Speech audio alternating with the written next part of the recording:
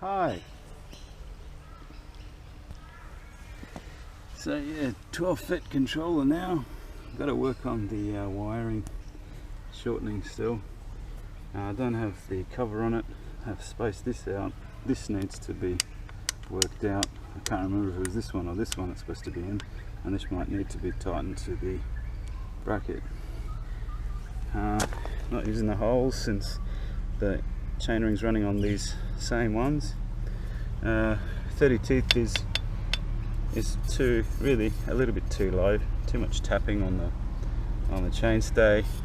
I can make a plastic thing. I'll still want to make a tensioner for here, and gone back to the old wheel with new bearings in it, and gone to beautiful hookworms, and yeah, just enjoying my day off.